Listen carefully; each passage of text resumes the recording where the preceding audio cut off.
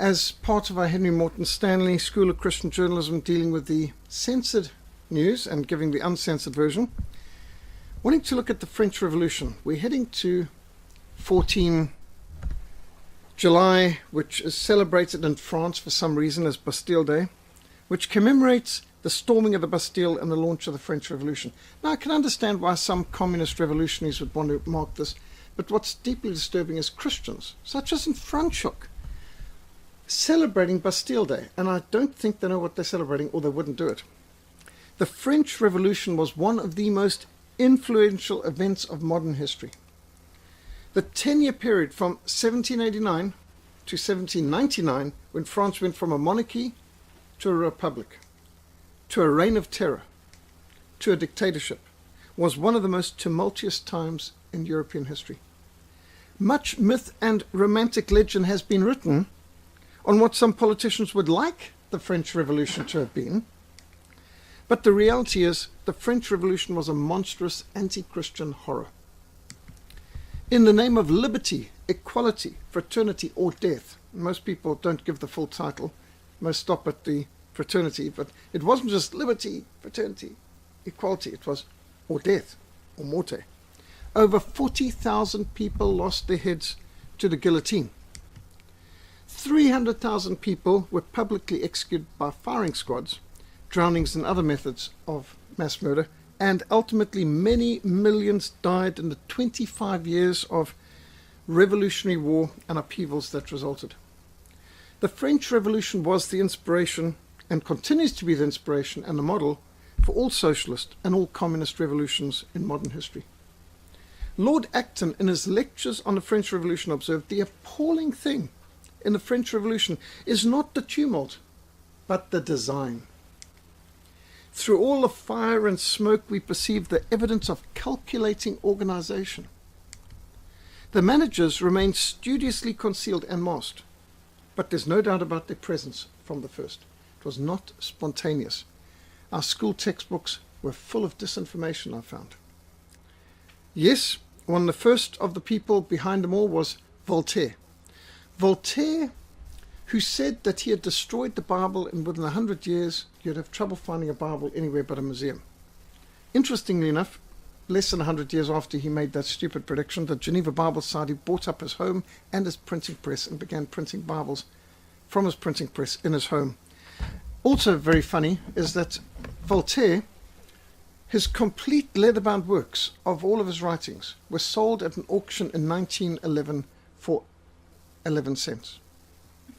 At the same time, the same year, one copy of the Bible, an ancient manuscript, was sold for £250,000.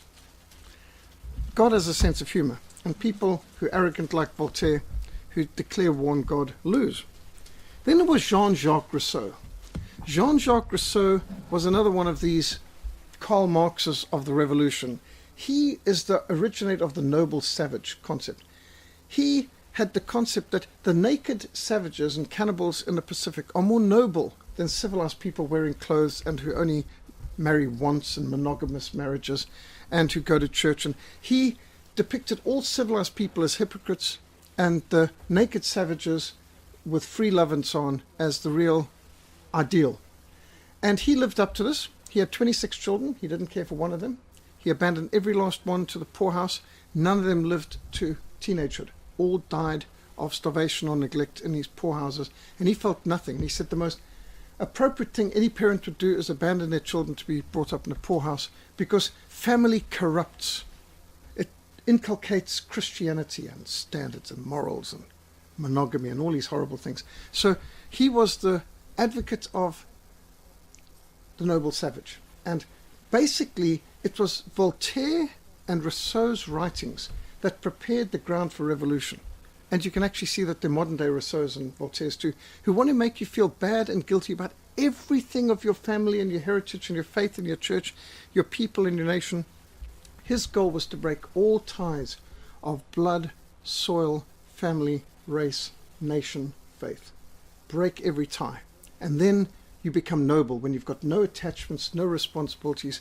You're lying drunk on the beach, eating a banana, cracking coconut, and going from one relationship to the other with no obligations, and that is more noble than the people who work and pay taxes and bonds and care for their family and raise the next generation. But every revolution needs the revolutionary who's actually going to do the killing at the end of the day. The writers like Rousseau and Voltaire, they like Karl Marx, they lay the foundation, but they don't do the work. Robespierre is the gold standard for revolutionaries. Once you know Robespierre, you understand everyone from Lenin, Stalin, Pol Pot, Fidel Castro, Robert Mugabe, the whole lot, and other wannabes like Julius Malema. The tools of the French Revolution were disinformation, propaganda, the subversion of language, changing the meaning of words, malice, envy, hatred, jealousy, mass murder, and foreign military adventurism as a diversion to distract the masses from the failure of government. Once revolutionaries seized control in a country, people would expect them to actually deliver on their promises of land, jobs, homes, bread, peace, whatever it is they promised. And as they can't deliver, and they're pathological liars and criminals anyway, what they then need to do is have wars to distract the people from the failure of government domestically. Now these tools have been implemented by more modern revolutionaries like Vladimir Lenin, Leon Trotsky, Joseph Stalin, Mao Zedong, Fidel Castro, Che Guevara, Patrice Lumumba, Nicolae Ceausescu, Pol Pot, Ho Chi Minh, and Robert Mugabe. The power-mad and the disenchanted have continued to sing the praises of the French Revolution and to attempt to replicate its ideals. In revolutions as far afield as Russia, China, Cuba, North Korea, Vietnam, Laos, Cambodia, Ethiopia, Mozambique, Angola, the Congo, and Zimbabwe. Demonic forces and the Enlightenment ideals of humanist philosophers like Jean-Jacques Rousseau and Voltaire prepared the ground for revolution. Historian Otto Scott observed French intellectuals, middle and upper classes, had grown ashamed of their country, ashamed of their history, ashamed of their institutions. Such a phenomenon had never before arisen in any nation or race throughout the long history of mankind. A great loosening began. The country slowly came apart. For the first time since the decadent days of Rome, pornography emerged from its caves and circulated openly in a civilized country. The Catholic Church in France was intellectually gutted. The priests lost their faith along with their congregations. Strange cults appeared. Sex rituals, black magic, Satanism, perversion not only became acceptable but fashionable. Homosexuals held public balls to which heterosexuals were invited and the police guarded their carriages. The air grew thick with plans to restructure and reconstruct all traditional French society and institutions. Now all this is a quote from Robespierre, Inside the French Revolution, the best book I've ever read on the French Revolution, written by Otto Scott.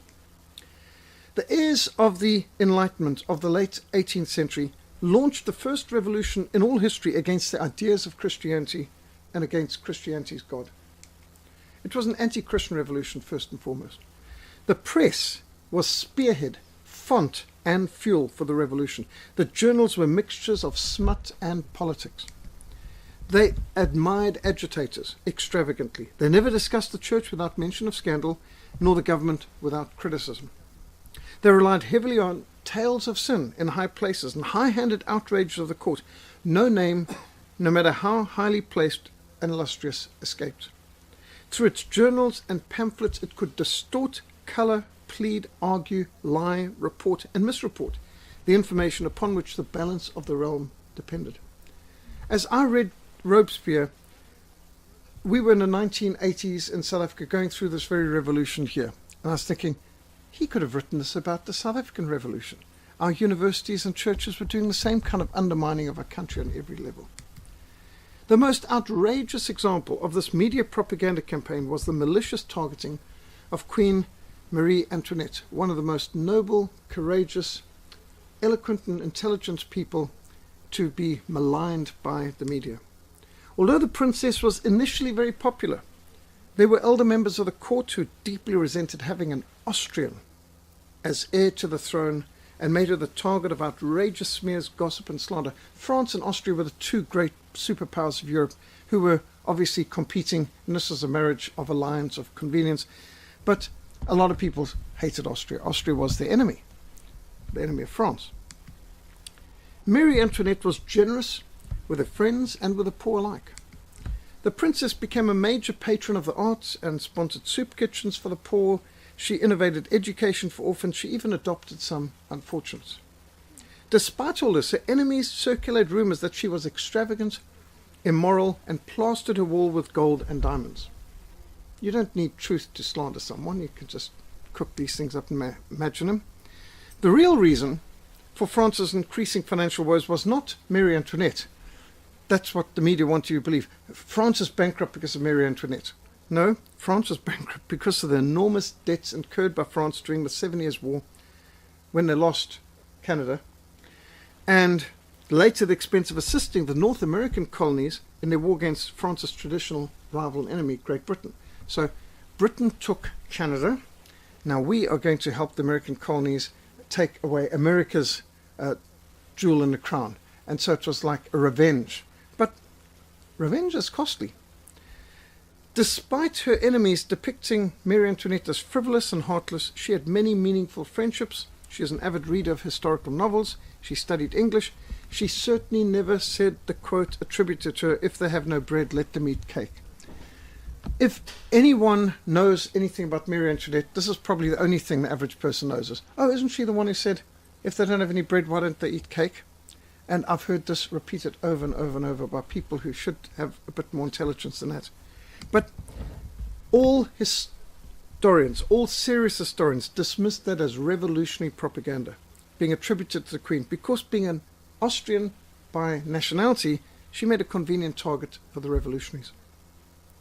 The French involvement in the American War of Independence against Great Britain created an enormous debt for France.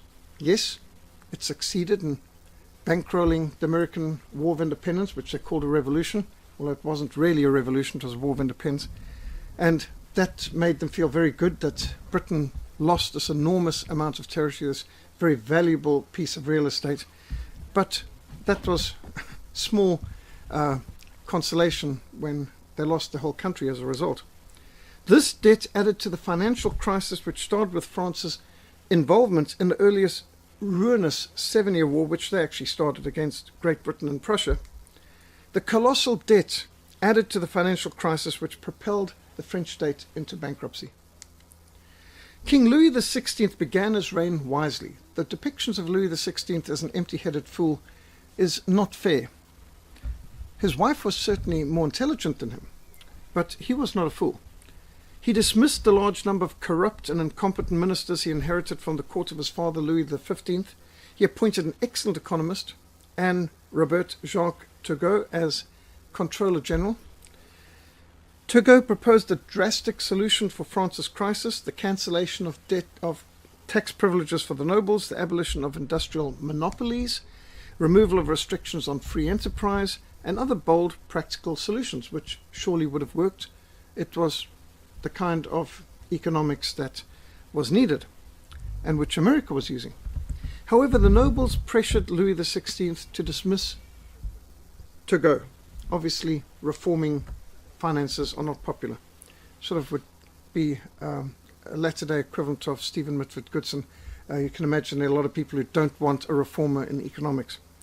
He bravely tried some short-term measures to stave off the inevitable economic collapse, which he had inherited, by the way. But when he attempted to move towards adopting Turgot's free market strategies, the privileged nobles and the wealthy middle class forced the king to dismiss him too. Economically, a suicidal move. But it's not like governments don't like economic suicide. The young banker Jacques Necker was then given a task of managing the completely unmanageable bankrupt economy. This was 1781. Louis entrusted one hapless man after another with a financial crisis, but all to no avail. France's international credit rating was plummeting, and the country was no longer able to secure loans. When a country can't secure loans, people are looking at France saying, you might be a major military superpower, but you're not a good investment and you don't pay your debts. By mid-1788, the government had become paralyzed and no longer able to avoid admitting bankruptcy. They can't pay their bills, they can't secure loans, their debts have been called in, they're in trouble.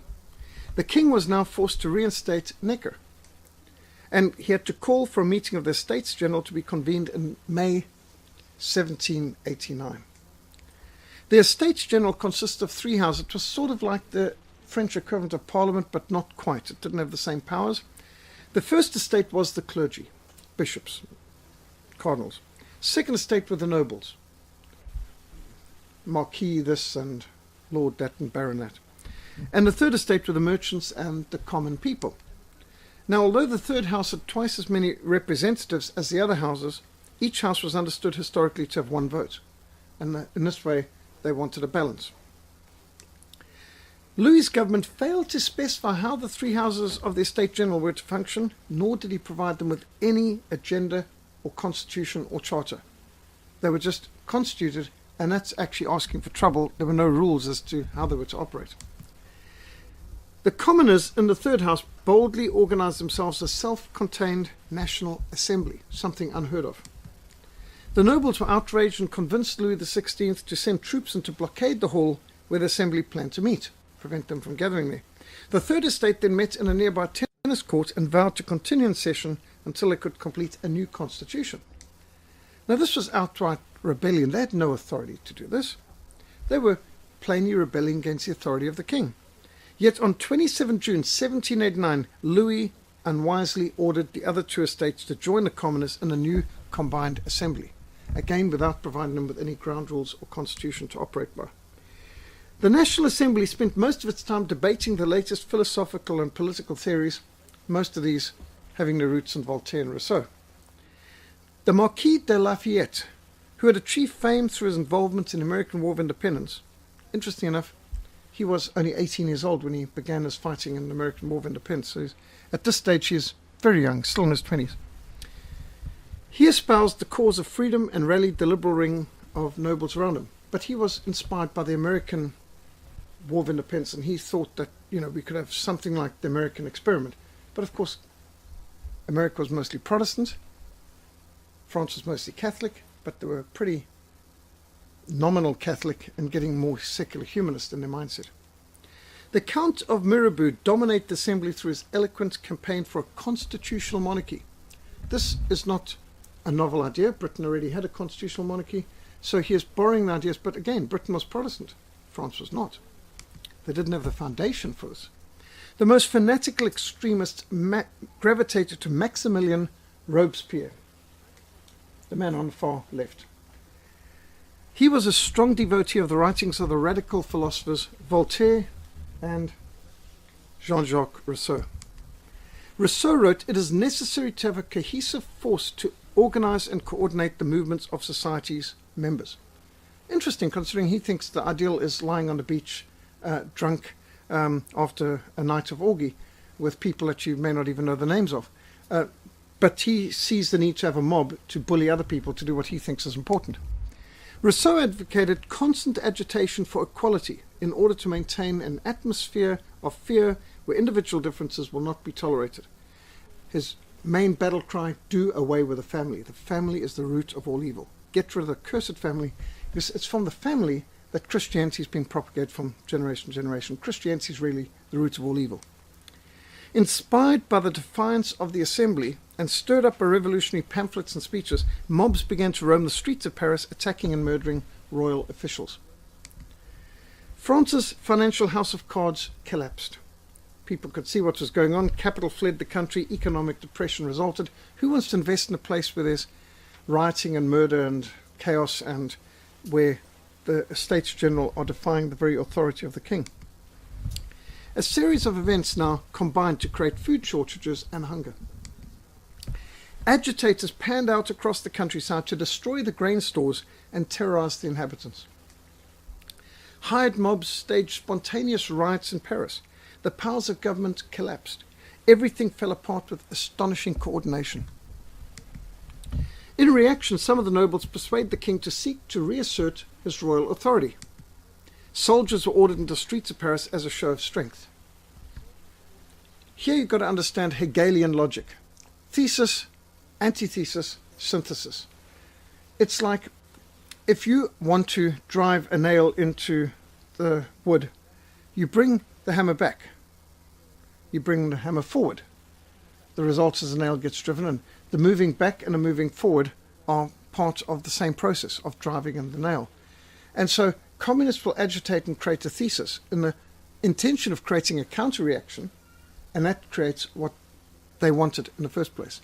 And so they provoke a reaction, and the reaction plays into their hands, like this. The appearance of the soldiers inspired the mobs to seize whatever weapons they could find and to storm the old fortress of the Bastille. The French Revolution is officially dated from this point, 14 July 1789. The Bastille had become a symbol of hated tyranny, and much legend has grown out of this event. It was a medieval fortress way past its effectiveness. The weaponry that they had available in the late 1700s rendered this kind of fortress untenable. It was not really worth much. It just looked big and imposing, but cannon fire could reduce it very easily. This isn't exactly a very useful fort, not like our castle in Cape Town, which was built in the 1600s, which low, thick walls. This is towering, imposing. You hammer away at bottom, the whole thing's going to fall down. This is not well built. As it so happens, there were no political prisoners in the Bastille at that time, but don't expect too many French history books to tell you that. Despite the fact that the Lieutenant Governor of the Bastille, M. de Launay, was guaranteed safe conduct and surrendered the fortress under a flag of white truce, guaranteed the safety of his men and the all of the soldiers serving him, the mob massacred his soldiers and the governor and cut off their heads and carried them on spikes throughout the streets. This is what people are celebrating on the 14th of July in Bastille Day.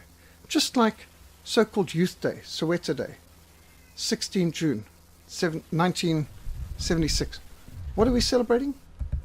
Stoning to death, hacking to pieces, Catholic, missionary, people working in the inner cities, cooking and eating people on the sidewalks, vicious cannibalism, brutal murders of people dedicated to helping the people of Soweto. There's nothing to celebrate, but forget the facts. Let's make a myth and legend around this, just like they did with 14 July. If they could make something at 14 July sound heroic out of that treacherous, vicious savagery, then I suppose they can do it even out of 16 June. As body parts of the defenders of the Bastille were paraded through the streets, a mere 7 criminal prisoners were found in the Bastille. Not one a political prisoner, but don't worry about that. When the news reached the Palace of Versailles, King Louis was astonished and he said, "This is revolt." And he got the answer, "No, sire, it is a revolution." The next day, King Louis arrived simply dressed with no bodyguards or attendants and spoke at the National Assembly. Nobody could call Louis a coward. He was brave, even if he wasn't particularly wise on several of these occasions. He had ordered the troops to leave Paris. The people would have no reason to fear the king. Louis assured them that he had confidence in the assembly, and the deputies rose to their feet, cheering with great fervour. 88 of the deputies now gathered at the Paris City Hall and took turns speaking to the enormous crowd from the balcony. And the famous 33-year-old Lafayette was elected General of the National Guard. While many seemed optimistic for the future, Marie Antoinette was filled with foreboding and burned her private papers. She was certainly the most intelligent person in the palace, and she saw what was happening. Nobles now started to flee the court and the country, and many settled across the border. On the 17th of July, the king travelled to Paris to identify with the revolutionary mob. In October, a mob, meant to be of women, but many plainly wearing beards, marched to Versailles to demand that the king transfer his residence to Paris. Why? Versailles is outside of Paris, and it's the king's area, but in the middle of Paris, the mob could control the king, intimidate him. On the 6th of October, the royal family was escorted by the rioters to Paris, where they could be under the control of the revolutionaries. Otto Scott observed Paris, like the nation, was divided into the politically active and the passive. Between the many confused, disorganized and abstracted, and the highly concentrated, organized and intent few.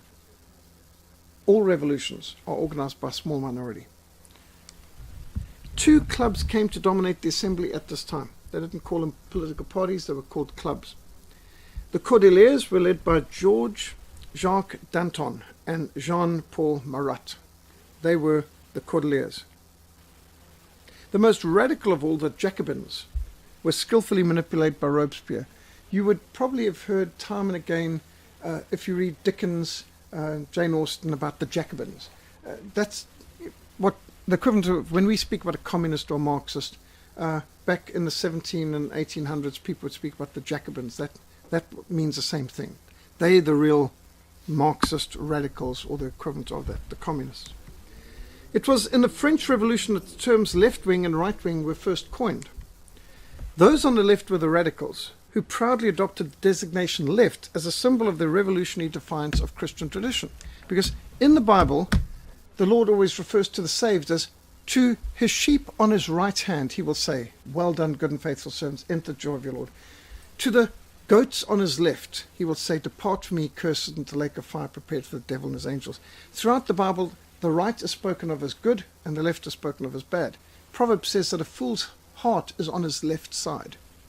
And so there's left is over and over referred to in a negative way in the Bible. And so these revolutionaries, because they were anti-Christian first and foremost, said, we are the left, we are the goats, we are the damned, we're against Christ. And that's the origin of left. So when you have a Christian saying, I'm a Christian leftist, Christian socialist, Christian communist, it's like being a God-fearing atheist. It's just an oxymoron. On the 4th of July 1789, the nobles and clergy renounced their privileges in the name of revolutionary equality. This is what intimidation and peer pressure can do. On the 2nd of November, the Assembly voted to issue new paper money called assignat, which sparked off rampant inflation. This is the first model for what Yugoslavia and Zimbabwe have perfected, of how money can become absolutely worthless. On the 2nd of November, the Assembly voted to confiscate church property. And this was accompanied with lots of beheadings, massacres, desecration of churches, and absolute chaos. 1790 on July, the Assembly nationalized the Roman Catholic Church by enacting the civil constitution of the clergy. All clergy were employed by the state, would receive salaries from the state, and would be answerable to the state. And you can see those people who resisted. They were having this is a pretty classic picture of the French Revolution. A revolutionary sitting playing some violin while the church is up in flames, the guillotines chopping off heads, and the bishop and priest are hung from the lamppost. The Assembly undertook to pay the salaries of the priests from the national treasury and to create a French church under the control of the government. All revolutions aspire to this. This is what the World Council of Churches cooperates in. This is what the National Council of Churches, all these council of churches. For example, Mozambique, you'd have the Mozambique Council of Churches who would do everything from singing Samora Michel's praises, preaching communism, whatever is needed, but they were allowed to do baptisms and things like this. But they effectively became commissars. And those who were unregistered churches, they were persecuted, burned, bombed, closed, imprisoned, and so on. Pope Pius VI understandably excommunicated all clergymen who took the new oath demanded by the Assembly. You can't bow to the state and say Caesar's Lord and then say that you're serving Christ. This is why Christians were first persecuted. Christians were not persecuted in the Roman Empire because they worshipped Christ. They were persecuted because they refused to worship Caesar. Most of the clergy refused to take the oath and were evicted from their pulpits and their parishes, which also meant their homes, of course. And France was divided into 83 departments, what we would call counties, but they still use the term departments. The National Assembly now produced the Declaration of the Rights of Man and of Citizens. Now, what strikes you when you look at this Declaration of the Rights of Man? Notice it's unmistakably in the shape of the Ten Commandments tablets given on Mount Sinai to Moses. And so what they're doing is they're effectively declaring a new religion, a new law, a new foundation of society. This on its own just shows how blasphemous it was. By the way, this declaration, which I was told at school was so important, it was effectively discarded within the year. It didn't even last a year. And they're still teaching us in schools how absolutely important this was. Although it was patterned after the English Bill of Rights of 1689, which was a good Christian Bill of Rights, and the American Bill of Rights, which was somewhat Christian, which had been appended to the United States Constitution, the French Declaration embodied mostly humanistic ideals of the Enlightenment. While attempting to adopt many of the forms of the biblically oriented Magna Carta and the English Bill of Rights, which some were inspired, that's a good model because England's got more freedom and they've got a constitutional monarchy and we should do something like that. And so some people are caught up with the forms. This looks promising. But the French Declaration of the Rights of Man failed to recognize the Creator and ignored the biblical foundations for true freedom. So the form might have looked promising. Maybe it's something like Magna Carta or the English Bill of Rights, but it actually was nothing like it.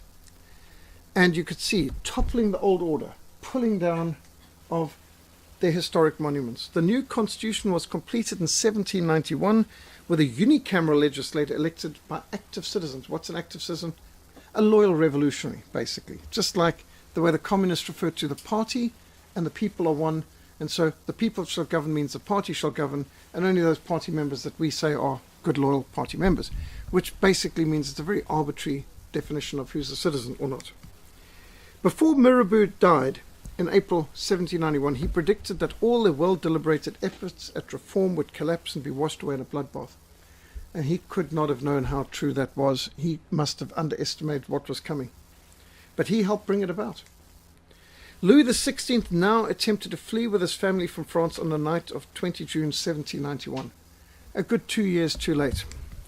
When radicals discovered them, they blocked their path and escorted the royal family back to Paris. In fact, the evidence is that they were waiting for them to do it, and they goaded them to do it, and they wanted them to do something to be able to say that they had effectively resigned. And so they made such a scene of it, it's almost inevitable that they wanted and provoked and goaded this, waiting for the royal family to try and flee, because they could see, look, we are going to kill them, and they wanted them to know this, and once they fled, then they could stop them and pull them back and disgrace them and have a trial. Danton and Robespierre seized upon this event as an opportunity to proclaim that France is now a republic. The monarchy is abolished. As the new Legislative Assembly met 1st October 1791, the Girondists proposed replacing the just adopted constitution and making a republic. So the first constitution was a constitutional monarchy, and there's big fanfare about that, and they still make a big thing about this thing. But they discarded it within a couple of months of producing it.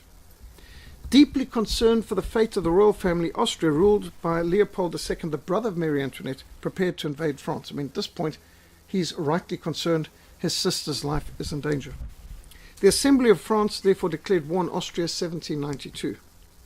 And the French were soon defeated by the Austrians and the Prussians. And you can see how you started to have some real chaotic shambles. There was civil war, parts of France that were in civil war around Nantes and around Avignon and Marseille, and massive amounts of territory lost and real chaos, as well as invading the Netherlands, which of course led to Britain taking the Cape, because the Cape was under the Netherlands, and when the Netherlands fell to the French, so even our history here in the Cape were affected by the revolution in France. And I might add that as the revolution in France occurred, we started to have revolutions in South Africa. Swellendam declared itself an independent republic, and there were other attempts too.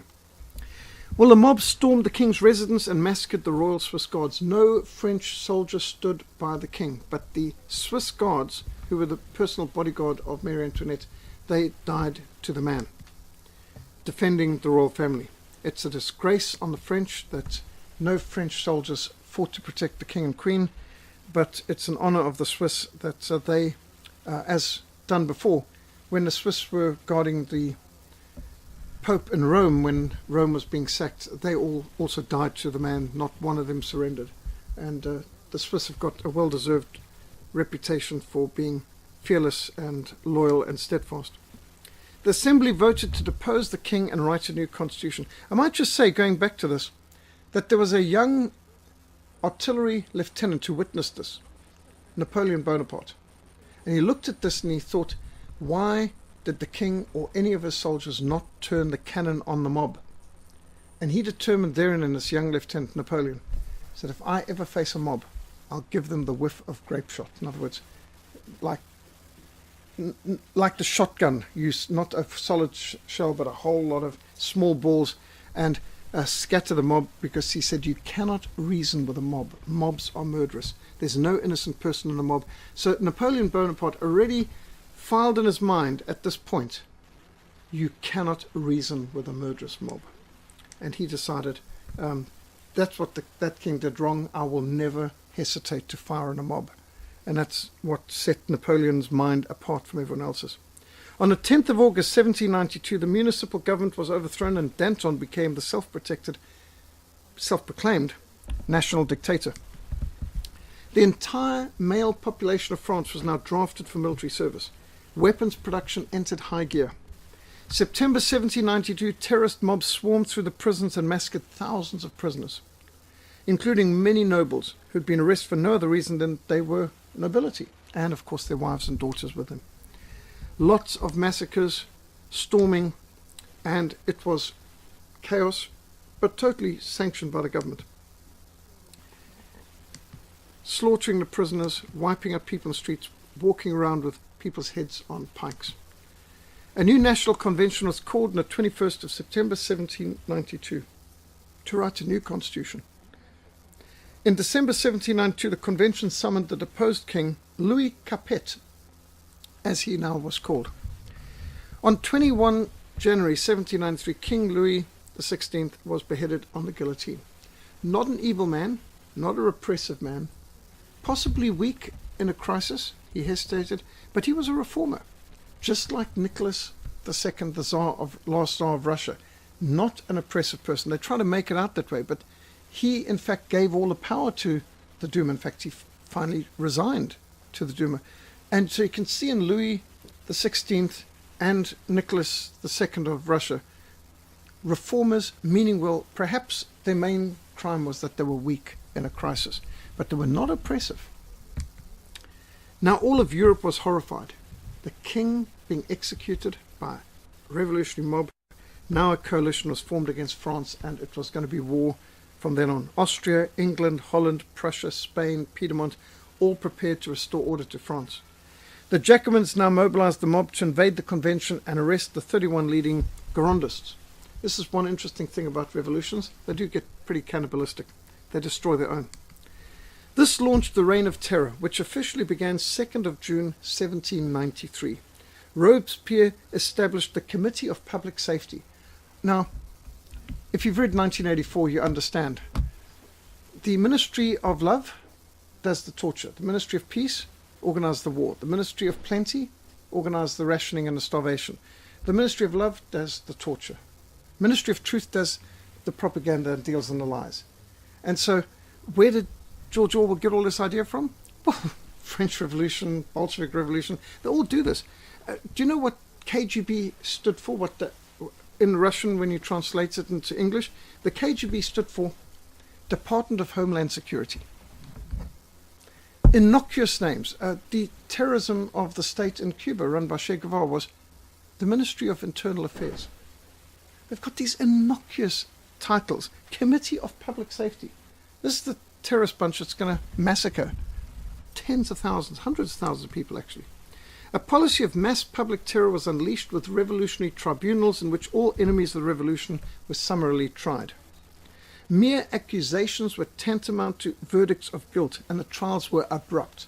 If you've seen, for example, Tale of Two Cities, you get the idea of how these people are literally eating and jovially doing all sorts of things, and then, what's the verdict? Guilty. Verdict, death in 24 hours. And it was that sort of thing. No opportunity for people to give any kind of defense, and not even proper accusations. The seamstress being sent off there to the guillotine says, what did I do? I'm just a seamstress. Why am I being accused? And, it doesn't matter. If the revolution demands your life, you should be happy to give it. No real opportunity granted to the accused to prepare or present any defense. Just an accusation was a death sentence. And the mob revelled in seeing the heads roll. The accused were quickly convicted. They were carted off to the guillotine in these open carts for people to swear and shout and throw things at them. And the crowd would roar when they saw the heads decapitated. As I said, sneeze into the basket. They had all kinds of sick, kind of vulgar jokes. The Queen, 37-year-old Mary Antoinette, was now dragged through the mockery of a trial 16 October 1793 and guillotined the very next day. She was tried by a revolutionary tribunal and remained composed in the face of outrageous accusations and abuse. She declared a clear conscience, her Christian faith, and her love for her children, who had been taken away from her. Within a day, her hair was cut short. Why did they have to cut her hair short? It's totally the idea of stripping her of any dignity. Taking her through Paris in open cart wearing a simple white dress, not allowed to dress in her queen's robes, anything like this. 1215, at the age of 37, she is executed at the place of the revolution, or place of the Concorde, as they call it today in France. She is courageous to the very last. It's disgraceful how, to this day, so many people still have a caricature of Marie Antoinette. Her son, later recognized as King Louis XVII, died as a result of inhumane treatment by his revolutionary jailers. You've got to read Robespierre to understand what that meant. Her son was taken away from her and brought up by vicious antichrist pagans who only were willing to kill him once they'd got him to curse and blaspheme. And then they were able to report back to his mother that she won't see her son in heaven because he's blasphemed and he's going to come to hell with us for all eternity. That's the mentality of these revolutionaries. They didn't just want to kill their bodies, they wanted their souls. They couldn't intimidate Marie Antoinette to renounce her faith, but they took pleasure in ensuring that she died after she had heard that her son had blasphemed the name of the Lord. In 1815, during the Restoration, both her body and that of Louis XVI were exhumed and received a decent Christian burial in the necropolis of the French royalty at the Basilica of St. Denis. Few women have had to endure such a total reversal of fortunes, from being born at the very apex of power in Vienna, the most powerful family in Europe, the Habsburgs, the height of privilege, dying at the hands of a brutal mob during the French Revolution. Marie Antoinette was a victim of circumstances completely out of her own control. Yet she faced her fate with Christian courage and with faith. And that's why she is the most hated person by the revolutionaries. No one was hated more than her because she is intelligent, and she was Christian, and she was courageous, and she wouldn't back down. She wouldn't give them the satisfaction of anything. Well, this was not the end. This was just the beginning. 21 Girondist leaders, including Madame Roland, who was there cheering all the beheadings up to then, were also beheaded shortly after the Queen. This is the whole thing about revolutions. Revolutions very quickly devour their most loyal followers. The Duke of Orleans, who had joined the Jacobins, who had taken the name of citizen egalitaire, even voting for the death of his cousin, the king, he was also executed at this time. In fact, it just reminds you of, in Animal Farm, how Boxer, the horse, the most loyal party member, the hardest working of it all, ends up, when he's a bit too weak to do all the work, he gets shipped off the glue factory. You know, that's exactly what these communists do. They have no sense of loyalty for even their most loyal, hard-working revolutionaries. Romantic occultism taught a Big Bang theory of social science. If you could blow up or burn down enough buildings and kill enough people, you could produce utopia. I mean, that's reasonable. If the whole world came about as a result of explosion, then maybe if we just blow enough things up, paradise will come out of it. This is the mentality. The reign of terror spread throughout France, and when one city sought to resist, it was destroyed. The revolutionaries set up a pillar outside Lyon, inscribed "Lyon waged war with liberty, and Lyon is no more." They waged war with liberty, more like tyranny. Toulon was subjugated under the leadership of a young artillery officer from Corsica, Napoleon Bonaparte. That's where he gained his notoriety. The Committee of Public Safety now launched a vicious atheistic war against Christianity. And here you can see, for example, how they would be organizing divorces. If somebody wanted to get a divorce, they would organize that. If a person said, "I'm a revolutionary and my husband or wife is a Christian," they would give a divorce and things like that on those grounds. They had the nuns lined up, nuns and priests who wouldn't take a pledge to the revolution. They were guillotined, of course. They invented a new religion, which they called the Cult of Reason. At a festival at the Notre Dame Cathedral in Paris, an actress that's putting it nicely, she's actually a prostitute, was enthroned as the goddess of French people, and France was renamed the Republic of Virtue. Robespierre called himself the voice of virtue. Ancient Rome was now lifted up as its model. They had to reject all of Christianity. I mean, they couldn't find anything in Christian history, so they went to pre-Christian history, to pagan Rome. The press and the theatres were now turned to instruments for state propaganda, to ridicule and belittle anything Christian, to lift up anything revolutionary. Fashions changed to immoral, loose Roman robes. Over 2,000 churches were renamed temples of reason and hijacked for the promotion of this cult. Historian Arnold Toynbee wrote, "In the revolution, a sinister ancient religion suddenly re-erupted with elemental or primitive violence, the fanatical worship of collective human power. The terror was only the first of the mass crimes that have been committed in this evil religion's name." On the 7th of May, Robespierre sought to impose a new religion in France, declaring a new calendar to replace the Christian calendar. 21 September 1792, the day the monarchy ended, was now declared the first day of year 1 of the revolutionary calendar.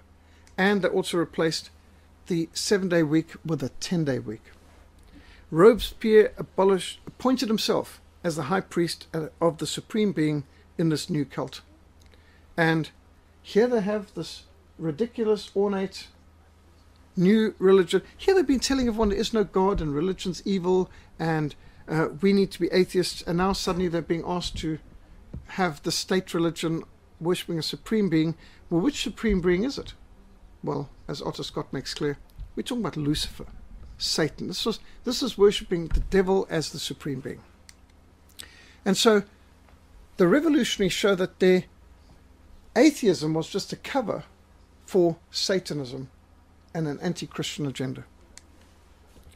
And it became very clear. The revolutionaries now began to turn on one another. Danton was executed the 5th of April 1794. Now he's the revolutionary. He's one of the key revolutionaries. This is part of the inspiration of how, for example, you get Snowball in the Animal Farm, who's the brave pig of the revolution, and he gets hounded out by the dogs, the secret police of Napoleon. And also how Trotsky, the head of the Red Army, the hero of the Bolshevik Revolution, he ends up getting the axe literally from the KGB, NKVD at that stage, under orders from Stalin. So Danton being executed, this is just it's a prototype. This is the prototype revolution. Everything you see in later revolutions, you see in this one. In Zimbabwe, Josiah Tongogara, the head of ZANLA, the military hero in their terms of the ZANLA terrorists, he was going to be the first president of Zimbabwe. He gets assassinated just in time to let Mugabe, this political nobody who never heard a shot fired in anger and who is a complete wimp, he is called by the Catholic priest who trained him at school a complete coward and totally dishonest person. Never, he said he knew early on that nothing good would ever come from Mugabe. This is the Catholic priest, Jesuit priest, who was training Mugabe early on. And so the nobody, Mugabe, ends up becoming the leader. Just like Mbeki organised the assassination of Chris Hani, according to General Bantu Holomisa and Winnie Mandela, that this is an inside job. So the revolutionaries start to turn one another. Then Marat was assassinated by Charlotte Corday, a Gregondist sympathiser. He was taking a medicinal bath for his debilitating skin condition, and he was stabbed in his bath. Marat became an icon for the Jacobins as a revolutionary martyr. Charlotte de Corday de Amont is called the Angel of Assassination. She declared at trial, "I knew that he, Marat, was perverting France. I have killed one man to save 100,000. And she referred to Marat as a hoarder, a monster who is respected only in Paris. On 17 July 1793, 4 days after Marat was killed, Charlotte Corday was executed by the guillotine, aged 24. One of the few courageous people who dared to give the revolutionaries some of their own medicine. On 27th of July 1794, Robespierre and 20 other of his henchmen were seized and executed by survivors of the convention. So Robespierre, the Lenin, this is the main revolutionary of the lot. He gets seized in the middle of his revolutionary tribunal, shot in the jaw by one of his followers. This is the arrest of Robespierre in the Assembly, National Assembly as they called it. Here, the people rebelling against him, his own people, and he was not dead. He had this bullet in his jaw. He could not talk. Put him on table, decide what to do with him, transported him off, and put him on the same guillotine that he had killed 40,000 people on. And so you can see the wheel turns. What goes around comes around. What you sow is what you reap. More than 40,000 victims had been murdered on the guillotine under the Reign of Terror. 300,000 others had been murdered by firing squads or drowning. Over 2/3 of these victims had been peasants, artisans, and workers. This business of, only nobles were, as though that justifies murdering people. But that's not true. Most of the victims on the guillotine had absolutely no noble position at all. We're not bourgeois in any shape or form. But the revolution doesn't care, it doesn't discriminate. And once you start killing a certain class of people, it soon gets out of hand. As Madame Roland, one of the most bloodthirsty witches of the revolution, was being ushered up to the platform to be guillotined, she faced the statue of the goddess Liberty and cried out, "O Liberty, Liberty, what crimes are committed in thy name?" Well, she should know. She had chaired and voted death to how many people beforehand? The end of the Reign of Terror was not the end of the French Revolution. It would be followed by the Directory of Three, and then by the dictatorship of Napoleon, eventually culminating in Napoleon's empire, which embroiled all of Europe in ruinous war. Even after the death of Robespierre, the revolution continued to talk about liberty and equality. Not much fraternity. They continued to fight against the Christian faith. They continued to inspire more communes, more voices of virtue, more Vladimir Lenins and Joseph Stalins and Fidel Castros and Mao Zedongs and Robert Mugabes. The French Revolution was the prototype, which was followed by the Bolshevik Revolution in Russia, 1917, the Chinese Revolution, 1949, the Cuban Revolution, 1959, the Cambodian Revolution, 1975, which killed 40% of the total population of Cambodia in just a year or two. The Vietnamese Revolution killed millions. The Ethiopian Revolution under Mengistu. Here you can see with his buddy Fidel Castro, cigar in hand, of course. Gee, those look like thrones there. But this is the way the people's revolutions are run. The Mozambican Revolution of Samora Machel, 1975. The Angolan Revolution, 1975. Oh, what's Fidel Castro doing here too? He seems to be all over the place.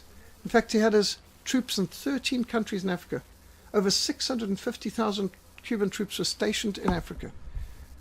Surrogates for the Soviets during the Cold War. There, of course, the Zimbabwean Revolution. By the way, this picture sort of reminds one of Robert Mugabe saying, "Never, never, never again will Zimbabwe ever be colonized again." Really? Yellow.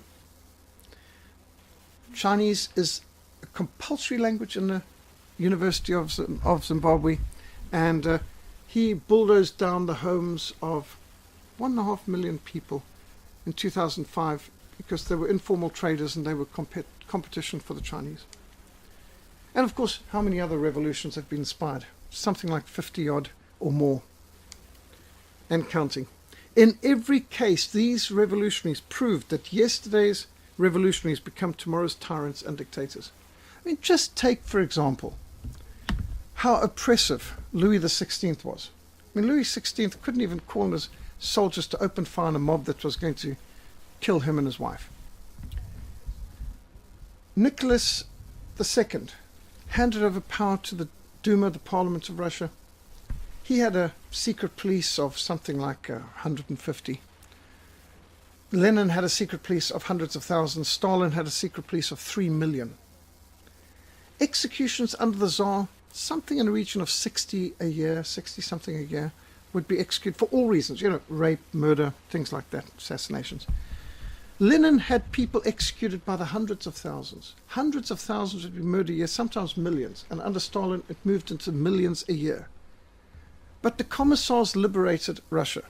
The Tsar was oppressive. And this is the kind of lie that is taught over and over. You get people saying how, P.W. Botha was oppressive. No, he wasn't. He was a reformer. P.W. Botha was opening up things. He was dismantling every apartheid law. He was a reformer. And even Nelson Mandela said to P.W. Botha, you actually are the one who should get the credit for dismantling apartheid. I mean, even Nelson Mandela had to say that to P.W. Botha. You're the one who got rid of apartheid, not me. Which is totally true. But don't expect the average historian to admit that. And so, this filthy, antichrist, Marxist, pagan, mass-murdering thug is treated as a hero. And these Satanists, every one of them, as documented by Richard Wurmbrand in his books Marx and Satan, they are idolized even by people in our universities. And this Che Guevara burned books, banned music, hated blacks, murdered gays, and he's now the symbol for hope and freedom. I mean, how stupid can people be? This is the face of liberation in Mugabe, Zimbabwe. Boot on the neck while being whipped by the police. Women being beaten by the police for gathering for a prayer meeting outside a government building. And in South Africa, you've got the Southern Communist Party, the ANC, COSATU, all working together. And yes, we've got people here who love the hammer and sickle. They love the red star, or in this case the black star and the red flag, and they control the ANC. The ANC is nothing but a front for the Southern Communist Party. And here you can see, they claim that the EFF is the enemy, but the EFF is on the same platform with the Southern Communist Party and COSATU in the name of the ANC. And this is another revolutionary wannabe who reads Marx and Lenin for his fun. And I bet he just wishes he could be a Robespierre. And this is what we're facing today. The EFF putting this mass murdering thug, Lenin, on their posters celebrating the great October Socialist Revolution, the 100th anniversary. Last year was the 100th anniversary of the Bolshevik Revolution. And while I don't know of anyone in the old Soviet Union, Russia, that celebrate the 100th anniversary of the Bolshevik Revolution, in South Africa we had the EFF celebrating it. Should you help the wicked and love those who hate the Lord, therefore the wrath of the Lord is upon you. Christian resistance is critical. In Charles Dickens' classic novel A Tale of Two Cities, he contrasts London with Paris. In London he showed the fruit of the great evangelical awakening of George Whitefield and John and Charles Wesley. This is contrasted with Paris, where Renaissance humanism of Rousseau and Voltaire led to the French Revolution and the Reign of Terror. Dickens' famous opening sentence summarized the drama of A Tale of Two Cities. It was the best of times, it was the worst of times. It was the age of wisdom, it was the age of foolishness. It was the epoch of belief, it was the epoch of incredulity. It was the season of light, it was the season of darkness. It was the spring of hope, it was the winter of despair. We had everything before us, we had nothing before us. We were all going direct to heaven, we were all going direct the other way. The contrast between Christianity and communism is dramatically presented throughout A Tale of Two Cities. The fruit of the Protestant Reformation and the great evangelical awakening was wisdom, faith, light, hope, and joy. The fruit of the anti-God radical secular humanism and the revolutionary fanaticism which triumphed in France in 1789 produced the worst of times, an age of foolishness, unbelief, darkness, despair, and misery. While they promise them liberty, they themselves are slaves of depravity. You can write 2 Peter 2:19 over every revolution. I defy anybody to point out to me any revolution, anywhere, since the French Revolution that has made the world a better place, or made that country a better place, or that proved to be better than what they overthrew. Every revolution makes the situation immeasurably worse for everybody. It was most appropriate that in 1989, on the 200th anniversary of the French Revolution, Prime Minister Margaret Thatcher of Great Britain presented French President Francois Mitterrand, who by the way was a member of the Communist Party, a leather-bound first edition of Charles Dickens' immortal A Tale of Two Cities book. What an appropriate gift. When reporters at the G7 conference in Paris flocked to ask Margaret Thatcher's impressions of the French Revolution, the Iron Lady replied, "It resulted in a lot of headless corpses and a tyrant." Prime Minister Thatcher had a sense of the momentous event as this G7 conference had been scheduled in Paris to coincide with the 200th anniversary of the French Revolution. I mean, how idolatrously momentous is that? This was not an accident. The Iron Lady's symbolic act of resistance was itself historic. Margaret Thatcher advised the French president, read A Tale of Two Cities. Learn why the French Revolution was completely unnecessary. I mean, this is like treason and blasphemy to a French revolutionary advocate. But how bold. Nothing embodies liberty, equality and fraternity like the mass murder of tens of thousands of people, arbitrary legal rulings and aggressive wars of conquest against your neighbors. And this country, in 1989, the post office in South Africa published French Revolution 200th anniversary stamps. I wrote letters of protest all over the place, published in quite a few newspapers, and asked this government, are they insane? Why would we want to lift up the French Revolution in our country? Well, you know, what you sow is what you reap. I remember being taught in school that the French Revolution was a good thing. I was taught in school the French Revolution brought democracy to the world. What a lot of rubbish. Nothing to do with it. In fact, you get more democracy from King Alfred the Great's dooms and from Magna Carta and from the English Bill of Civil Rights, which came hundreds of years before, not to mention the American War of Independence and the American Bill of Rights. I mean, all of those produced much more freedom. And what about Switzerland 700 years ago, the oldest republic in the world? They all had freedom without mass murder. How did the French Revolution somehow predate all those things that came hundreds of years before? And how is it that they brought about freedom? They didn't bring freedom. It's a lie. Why did they teach us this even in Christian schools? I had Christian teachers teaching me these lies from the textbooks because that's what they were taught. While they promise them liberty, they themselves are slaves of corruption. I think A Tale of Two Cities is a great book to read, a great film to read, but the book I recommend more than any other is Robespierre, The Fool is Revolutionary Inside the French Revolution. This book by Otto Scott, I read it in a couple of days. It was extraordinary. In just 3 or 4 days, I went through a whole lot, and I was intrigued because it was like I was reading what was happening in South Africa and what was still going to happen. And Charles Dickens's book, I've been through A Tale of Two Cities a few times, and what a phenomenal book. But there is one good film. I wouldn't recommend the modern versions of A Tale of Two Cities, but the 1938 version, I think it is, the one with Ronald Colman. This is the best. It starts with scripture, it ends with scripture. It has a Christian heart, Christian service. You get a lot of modern remakes of A Tale of Two Cities, and like most modern remakes, they've gutted the Christian heart out of the whole novel. And so I wouldn't recommend the modern films, but this one we've got in our library, well worth watching. It's intelligent, and it's got the dialogue, and it's got everything in there, the character development, absolutely brilliant. Now, Ethiopia, Addis Ababa, 1991. Lenin's statue comes down. And this is the future of every revolution. Every revolution fails, and every revolution ends up killing their own, and every revolution ends up in disgrace. So, just to remind one, while we're in the middle of the fight, this is the end of it too. The Mandela statue and Union Building's got to come down as well. I mean, they can erect all their nonsenses, but just like every statue of Lenin, Stalin, Karl Marx been toppled in the old Soviet Union and the present Russia and Ukraine, you can be sure their idols here will be toppled too.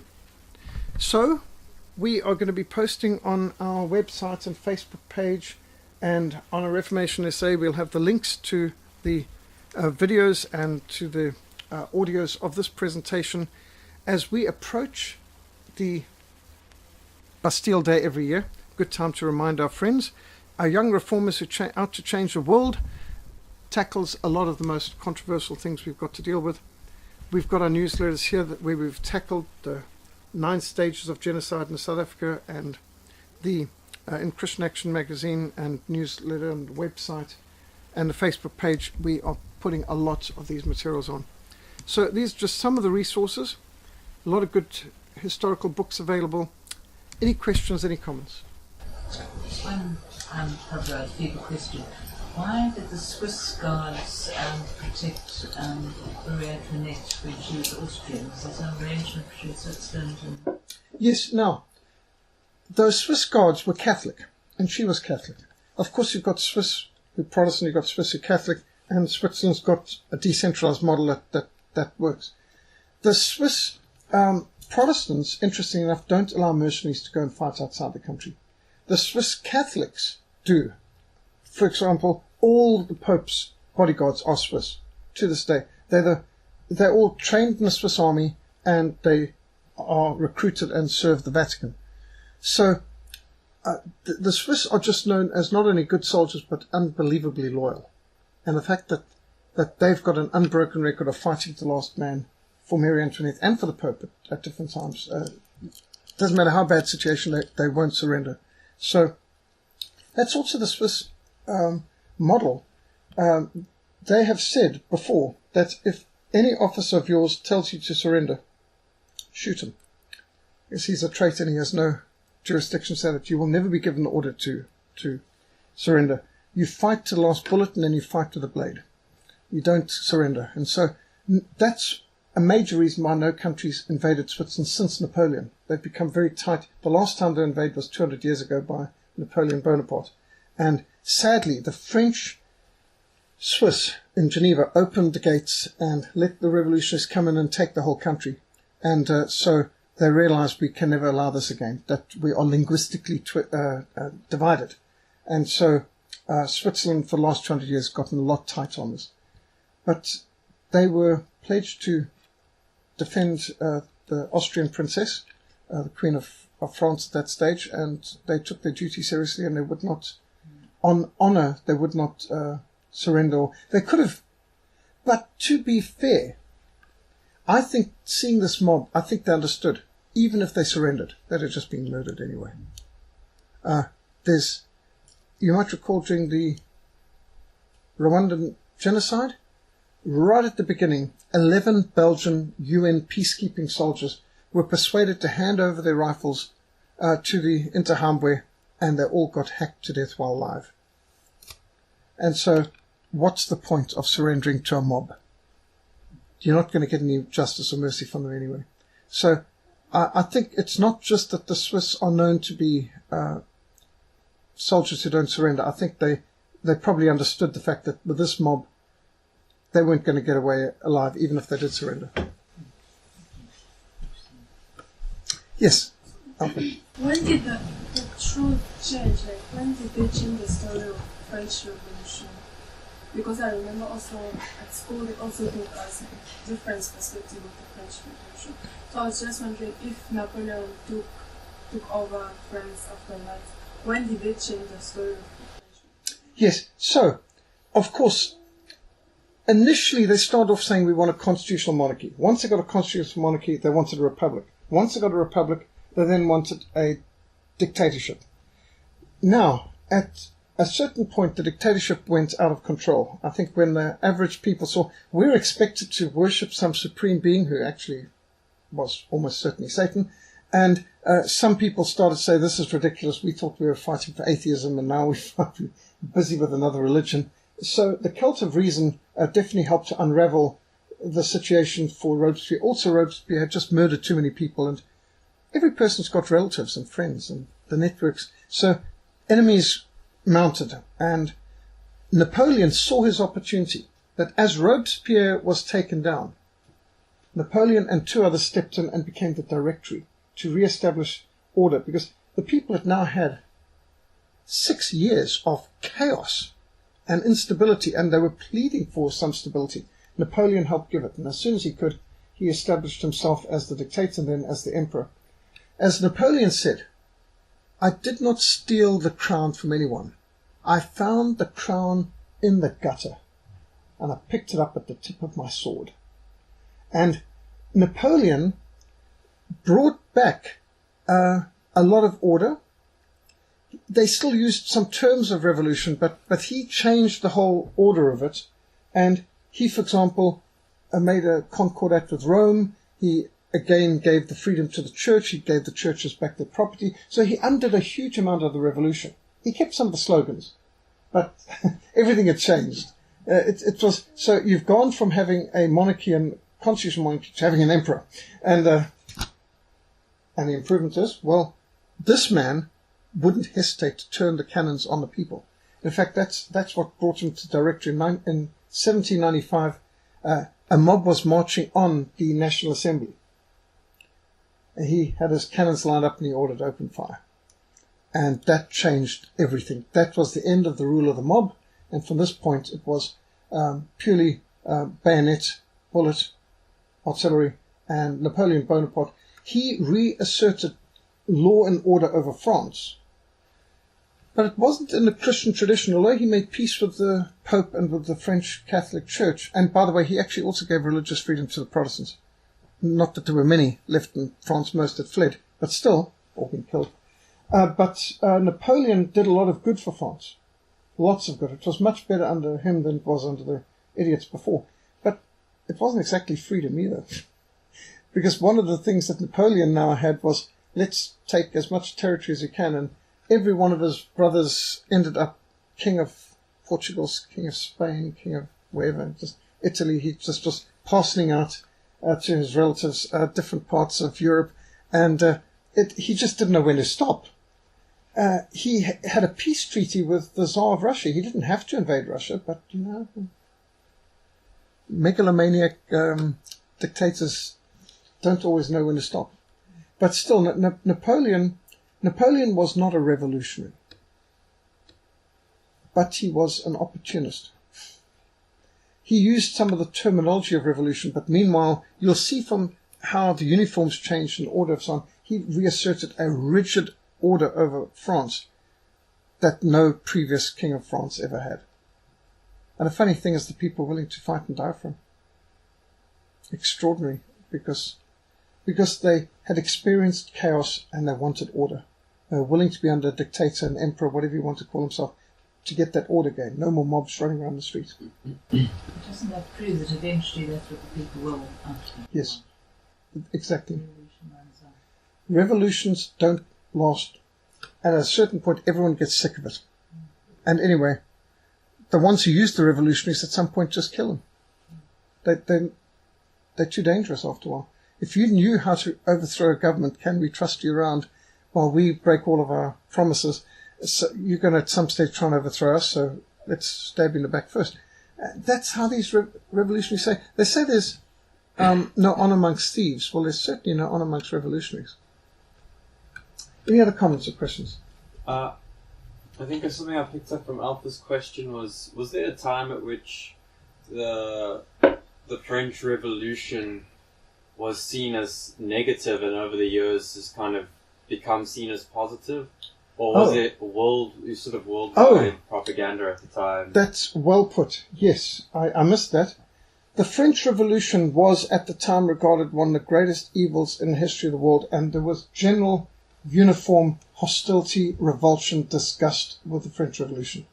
To have murdered someone like Marie Antoinette and things like this, and it's just, there was horror, disgust, and even France, there was this revulsion. But in the 20th century, there has been, and it's mainly come from Hollywood and from the Marxists having infiltrated education, entertainment, news media, and so on, that they have rehabilitated the French Revolution, whereas before, in Britain, if you wanted to character assassinate someone, you said, you're a Jacobin. I mean, to be called a Jacobin was enough to destroy your job prospects, your anything prospects, marriage prospects, anything, because a Jacobin meant a French revolutionary, like Robespierre's followers. So it's an extraordinary thing that in the last century, the French Revolution, which was uniformly hated throughout the 19th century, came to be praised and glorified and glamorized in the 20th century, which is absolutely bizarre, because what that has led to is an age of revolution. Now, I haven't even gone there yet, but one of these days we will get to the follow-up of this. There was a second attempt at the French Revolution in 1830. Failed. That's in Les Miserables book and play. Then there was an 1848 attempt at revolution, and that was all over Europe. Remember Karl Marx, Marxist Manifesto, all that. And then you had all those revolutions were crushed. Because now the people knew you can't let this thing raise its head. You've got to kill it instantly. And so it all crushed, and many of the 1848ers were executed. Everywhere, from Naples to Berlin to St. Petersburg to Paris, wherever it's happened, all over the place.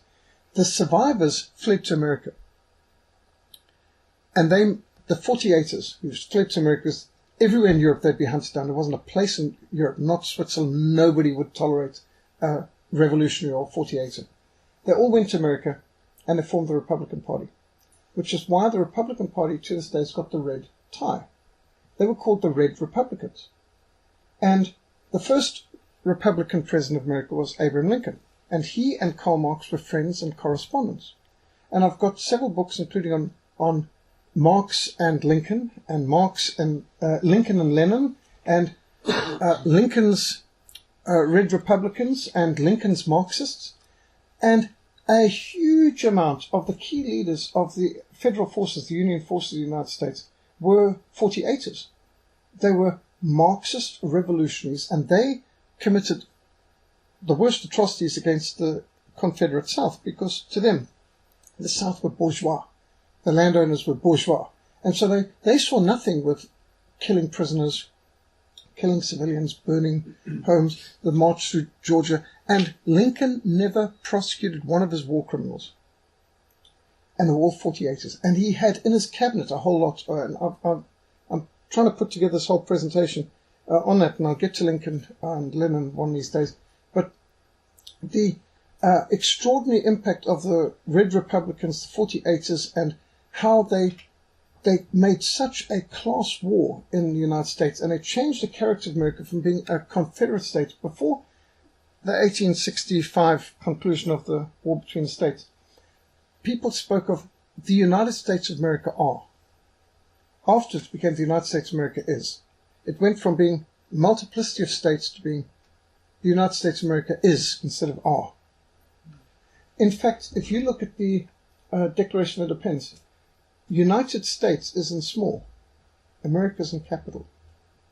It wasn't capital U, capital S, just only capital America. It was the United States of America, the 13 colonies actually, which now were 13 states. So what Karl Marx wanted in Europe failed, and he got it moving in America. And Lincoln was the key person. This is why if you go to Cuba today, you'll see Abraham Lincoln Boulevard, Abraham Lincoln High School. And I've asked Cubans, how can you name these places after capitalists? Lincoln wasn't a capitalist. He was a comrade. He's one of us. And to this day, you'll find the Communist Party of the United States of America, their patron saint is Lincoln. He's a Marxist, really. Karl Marx loved his centralization and everything else that he is going for. So it also explains why, when you look at it, you think, but today the Republicans are conservative, and they have a red tie, and the Democrats are a bunch of liberal commies hijacked by the Communist Party USA, and they're wearing a blue tie. It should be the other way around, but the Republicans once were radical, and Democrats were the conservatives. Today it's the other way around, which is why the color scheme hasn't changed. It looks a bit strange. You speak about painting the map red in America, it means Republican. But, in fact, the blue should be red and the red should be blue. Shows how things don't stay the same. And being able to press the switch. Oh, I think it happened more recently. But I do believe, without investigating it enough, I think Teddy Roosevelt could have had a key reason in turning the Republicans from being fairly liberal to being more conservative. And he wasn't meant to be president. He was just vice president. And then the president got assassinated. Next thing, Teddy Roosevelt became president. And when they had the chance, they got rid of him. And when he tried to run again, they shot him. Teddy Roosevelt was definitely taking the Republican Party a different direction from what they wanted. But he was a war hero, and they thought he'd add to the president's chance of getting elected again because he wasn't very successful. And because he had been a war hero in the Spanish-American War, they put Teddy Roosevelt on ticket, never expecting him to become president. But not all plans work out. Right, any other questions?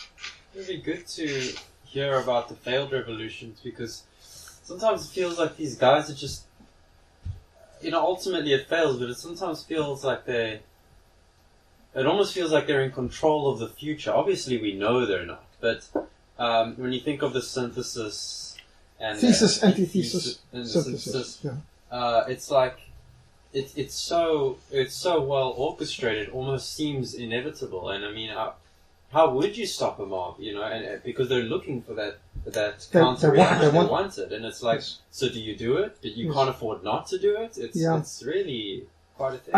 I don't know how many of you have seen it, but if you might have heard of the Bastille massacre, 1993. The Ronnie Kashrils, Southern Communist Party, horrible person. He led a mob to try and storm the capital of Cisco, which was an independent state under Brigadier Opakoza. And as they broke through the fence and they were charging towards the capital, the 2nd Brigade of Cisco infantry lined out there and opened fire. And I forget how many were killed, but it was a significant amount. And you see the video of it. And as Ronnie Kashril is walking back from it, you see the biggest smile coming over his face. It's like, we've got him. You know, this is what he wanted. He wanted to provoke a massacre. So he led his people into, and the fact that his people got shot up doesn't seem to bother one. But if you do, Bastille massacre, Ronnie Kashril's, just see the video thing, there's no doubt he comes out there and he looks like he's just beaming. It's like he's come from a victory. You provoke, and somewhere along the line, somebody's going to react, and that's what they want. Yes. So how do you deal with it? Well, Napoleon knew if you're going to deal with it, you've got to be so brutal that they won't try again. That's one way of dealing with it. But the trouble is, these days, most people aren't willing to go that far. They will hesitate, and if they do a little bit, then there'll be an uproar, and then they back off, and then they sort of fold. As happened in Nicaragua, Philippines, and so there's a lot of you've seen the revolutions have succeeded phenomenally well in this last century, 20th century. In the 19th century, they failed. In fact, they tried again in 1871. The Paris Communards, they seized Paris again. There was another. So you had 1789, you had 1830, you had 1848, then you had 1870 to 1871. They got wiped out. Trouble was, that was when they seized power from Louis Napoleon, Napoleon III, Napoleon's grandchild, and Bismarck, the Iron Chancellor of Prussia, came and just wiped them out. That was the end of the Paris Communards. So it seems that dealing with revolutionaries, about the only way is to be fairly brutal.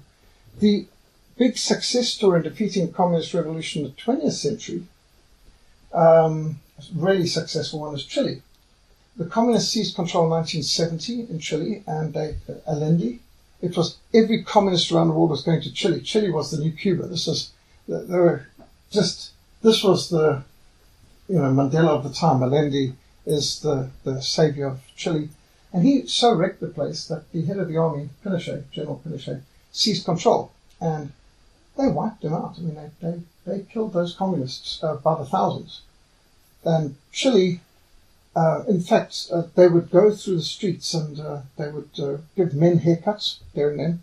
They'd force women to wear dresses and not wear skimpy, immoral outfits.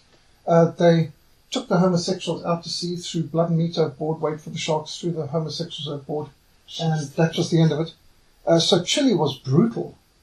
But his death toll, when you take it all together, I think the most extravagant Amnesty International ones, they might pin something from 7 to 10,000 deaths, but they were military tribunals, as I said at the time. They wiped out, and there wasn't a hippie, drug dealer, prostitute, or homo wanting to be in Chile. They were all just gone. And Chile then became the fastest growing evangelical country in South America. It's got the highest percentage of evangelicals. Chile developed the highest economy, phenomenal success. Just recently, you might have noticed when we had that earthquake in Haiti, where over 200,000 died, that was an earthquake much, much, much, much lower, which in the same year, a 10 times greater earthquake occurred in Chile with something like 2 deaths. The difference between Haiti and Chile had a work ethic and a standard of building code. So they could have a 10 times worse earthquake with next to no deaths, and yet Haiti's Port-au-Prince was destroyed with hundreds of thousands dead. That's the difference between a Christian work ethic and a voodoo work ethic. if you can use a work ethic of voodoo in the same terms. So General Pinochet was hated by a lot of people. Interestingly enough, when they tried to arrest him in England, Margaret Thatcher refused. And Margaret Thatcher liked him because, he's anti-communist, and we were fighting a Cold War, and you wanted allies. And Chile, by the way, was a very good friend of the old South Africa, so that we used to regularly get the Chile Navy popping past here. You might have seen that. I think it's Esmeralda, the only working sail battleship still in the world. To become an officer in the Chile Navy, you've got to sail around the world, running this, climbing the rigging, sails, the old way, the way they would have done it back in Napoleon's day, sort of thing. And they sailed around, and when the Esmeralda came into Cape Town Harbour, it's very impressive. It was a magnificent ship. So that they said Chile had a British Navy, an American Air Force, and a German Army. The Germans trained the Army, the Americans trained the Air Force, and the British trained the Navy. And the British said, if they travel around the world, they like to go to Chile the most because the Chile Navy has their traditions, everything's up to their standards. To the British, Chile's got the second best Navy in the world. And so on. And General Pinochet was Army, and you look at his army, it looks like the German Army, as in the Second World War German Army.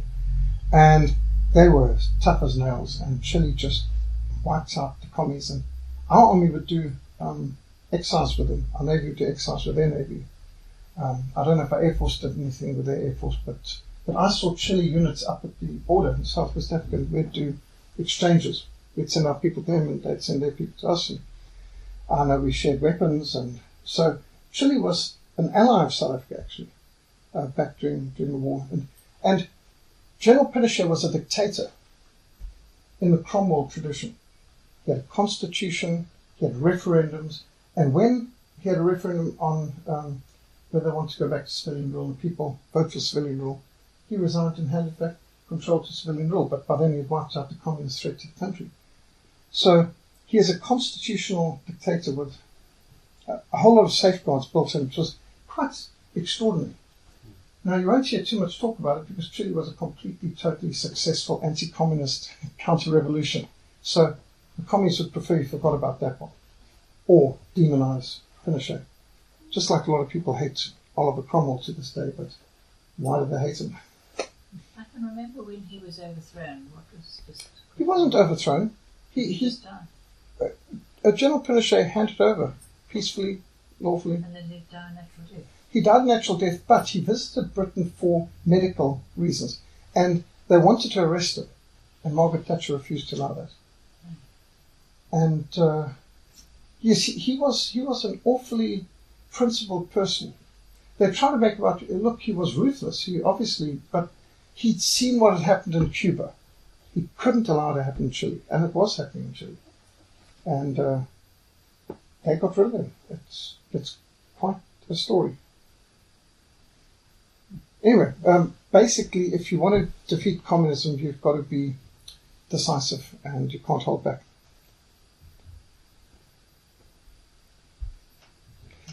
The people who were defeating communism, of course, historically, in the 20th century, the Japanese were the most anti-communist force in Asia, and they were defeating communism in China.